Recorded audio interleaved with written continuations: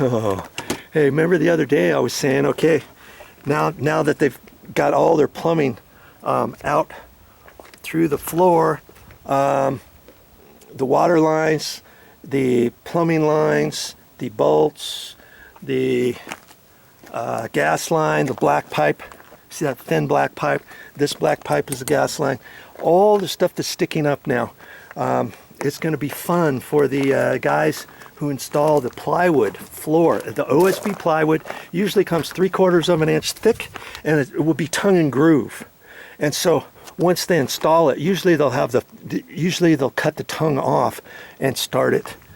See over in this area here, they would probably start, let's say, for instance, this section here, let's just say, or from here this way where they've got the notch and stuff, they'll probably rip the tongue off, and then they'll leave the groove that way. 4x8 sheets will go from left to right over this, boom, boom, boom, boom, boom, boom, boom. They'll put the liquid nails on there, they'll snap a nice line, make sure they go to the line. So you got the groove, the groove on that whole line. So the next piece comes in and the tongue goes in there.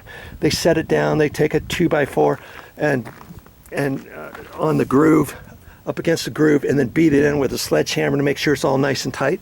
Well, what I was going to say is, depending where the grooves come, you got 4 feet, 8 feet, because 4 feet wide, and the plywood goes that way. Another 4 feet, another 4 feet. What if that last 4 foot line, one of them stops right in here somewhere? Then the next piece has to come down at an angle, fit in with your tongue, and then it has to go over these pipes. It has to go over all those pipes. Maybe there's not enough room depending where this line is.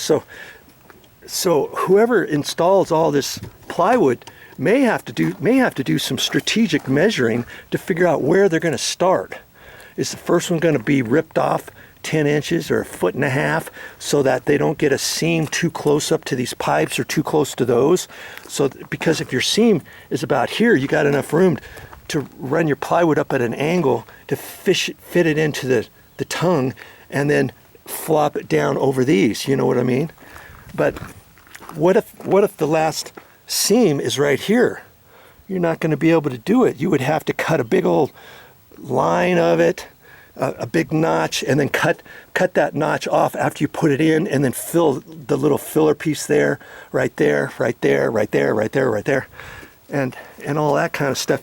And who knows where your edges line up? You see what I mean? For these pipes, for this pipe, for that pipe, for those pipes. So all that kind of stuff you're going to have to think about when you install your plywood. Is this the best way to have done it? Yeah, it probably was. Probably more convenient for the plumber, more convenient for the air conditioning guy, because he's got his registers in here all over the place, and all that. Could he have ran all this stuff later, and then somebody crawled in from underneath? Yeah, they could have done that, you know, because there's plenty of crawl space, and then run the whole plywood floor first. Could have done that, but then all the plumbing would have to have been done underneath. And all that, all the insulation of the flooring insulation would have to be done underneath, and all that, and then you would install the floor insulation slightly different. If you're gonna put your insulation on here now, they take that some webbing netting and they staple it on here, let it go across, staple it here, do the next one, same way, next one. Then they just lay their insulation down. Then they know the insulation's not going to fall down. If you put the insulation in from underneath, you can't put that webbing, can you? And the way they would do that is they would install the insulation, and then they'd take these wires, a little wire, like for a T-bar wire or something. It's a metal wire, and instead of cutting it, if this was 16 inches, they'd have it maybe 18 inches, and then you would just you'd put the insulation up, and then you'd lift the insulation over here, and you just set your wire right here, and then you would take this end and pull it over and just lift it up, and by friction, your wire would be up like that, and it would come down and then be over here. Then you'd have to put those wires, you know, 1, 2, 3, 4 in this bay, 4 in the next bay, 4 in the next bay, and you could do it that way. That's how they did our house, because there was plenty of room underneath to walk around. I can walk under there in some places, reach my hand up, can't even touch the bottom of the TGI floor joists in certain areas. In other areas, I got to crawl. So, you know, things to think about when you're installing a floor such as this. Do you put the plumbing in now and the air conditioning now or later? Talk to your subs, figure it out, and do it.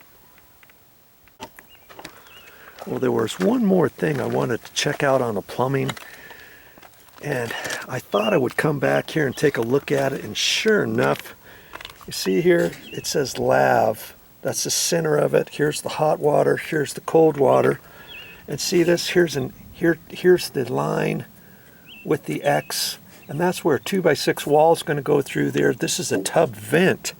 But now how come the hot and cold water, see this is the cold water for the lavatory sink and the hot water for the lavatory sink. Now how come they're over here and they're not inside the wall? I wish they were inside the wall. For some reason they're not. And some people nowadays, when they install a cabinet, like a bathroom cabinet, have you noticed that the water gate valves, or the water valves, are up above the floor of the cabinet base for the sink? I don't like it when they do that. And we've got some like that at our house, and I don't like it. I wish they would put these in the wall, come up, and then stub out of the wall, so it's not in the cabinet base. Because when it's in the cabinet base, then it's hard to stack things in the cabinet without hitting the hot and cold water valves. You can't put any little nice containers underneath the sink to hold all your stuff. Well, you can, but you've got to go around the valves that come up from the bottom of the cabinet. And I was looking at some other places. Now see, look at this, same thing. Here's the other one. These are back bedrooms here, and this one, same thing. The vent for the sink, the cabinet sink, is inside the wall. See, just barely, but they'll be able to get it in there. And the hot cold water lines are up here, beyond the wall. See, once the wall gets framed, then you install the sheetrock, then the cabinet back goes on. It's going to be towards the back of the cabinet. Yeah, but it's still going to be on the floor. I don't like it when they do that. But he's being consistent. I guess he likes to do that, and he might have done that for a reason. I was looking over here. This is the only other one that I've seen that goes up against an existing exterior wall. See here? It says 2-inch, and it says sink, and this is where the drain's going to be.